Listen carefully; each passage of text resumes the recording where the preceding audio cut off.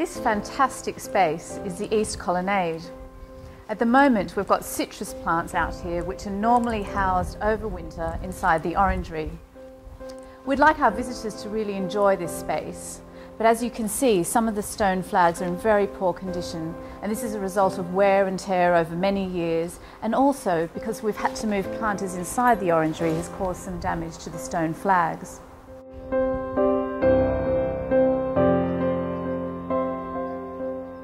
We're in the Orangery at Attingham, and this space was used for overwintering citrus trees. It was not only used as an orangery, but also in the past it has been used as a store.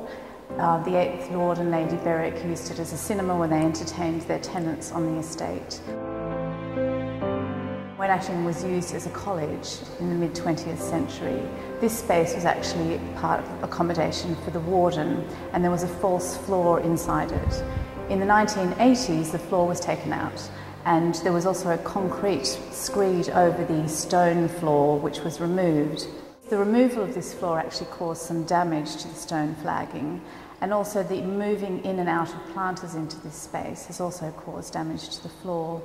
So what we're doing now is a campaign of repairs to the stone flags, where we're doing some small indent repairs as well as we need to replace some stone flags.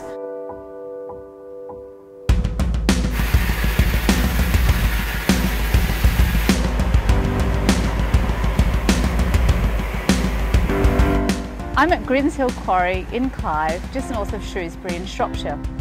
Attingham Park is about half an hour from here, so we're very lucky to have a working quarry so close to us. It's absolutely fantastic to be here because although not in this exact quarry, but just down the road in an older quarry which is now disused, stone was cut from there and taken to Attingham to build the mansion. Grinshill stone is sandstone. The stone that we're using is for flagstone, so for the floor. So not for carving, sculptures and decorative material.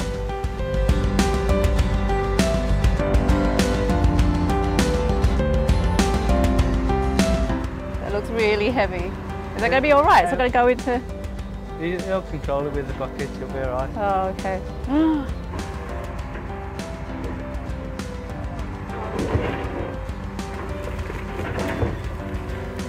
Gosh.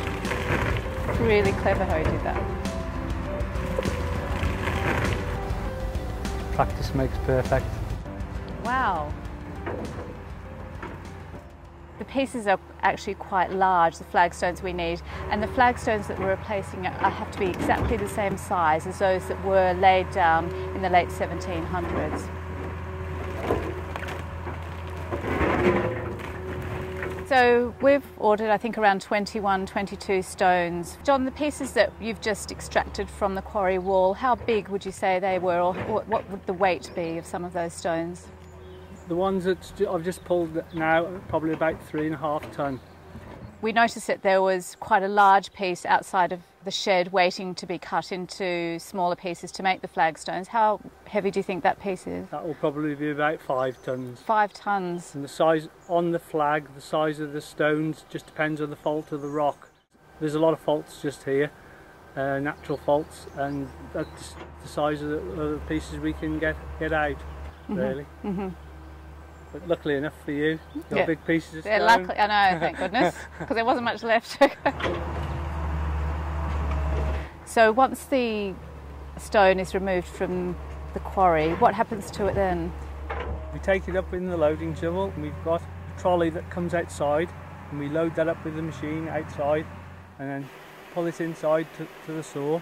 And we've got a big saw which is 2.5 metre blade, which will saw 1 metre in depth. And it will take approximately on the flagstone 40 minutes to go through one cut. Gosh, it's a long time. And why does it take so long?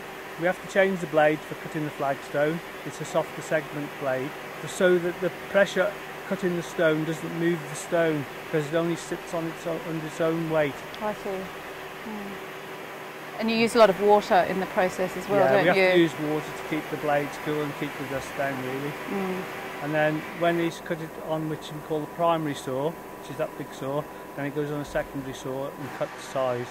So that you can get down to the nearest millimetre, can't you? Yeah, we've got a 2 mil tolerance on the saw end, really. We try to get as close as we can. It's really exciting to see the work happening at the quarry and our stones actually being prepared to go back to Attingham. So it's amazing to think that we're so close to an area that stone was sourced from to build Attingham 230 years ago or so, and that we still have a quarry so close to us that we can source stone from to do our building, conservation and maintenance work. It makes my job as Conservator a lot easier.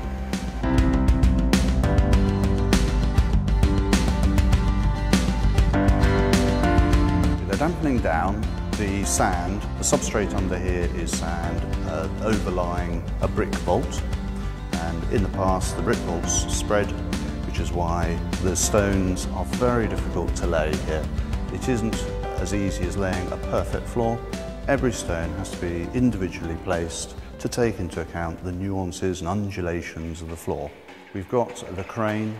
This has been designed for this job because we've got some very, very heavy stones to lift, anything upwards of 200 kilograms. This is a crane to help maneuver the stone and be able to very gently put it into a position with joints that are typically 2 millimetres and not the usual 10 millimetres that you might see in some modern construction.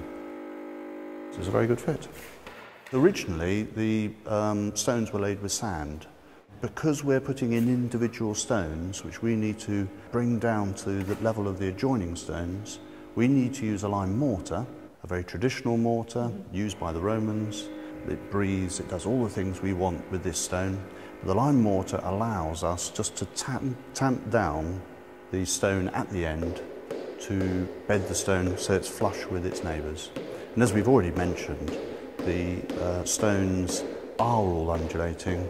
We do need that ability to adjust the stone for that final ½ millimetre. The stone's gone in very nicely. Final tapping on the lime mortar. So it's good to see that you're fully bedding the stone here, and that with that final stone we'll have an even surface because, as you know, we're planning that this space is used for events in the future, so we've needed to address the trip hazards.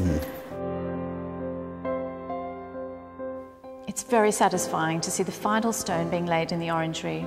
It's been quite a long project. From when we first started, when we saw a lot of deteriorated stone in here, which actually ended up being a trip hazard, and seeing the work done at the quarry to cut the stone, to actually get it on site, to witness the skills used to achieve such a high quality result. I'm really pleased with the whole project.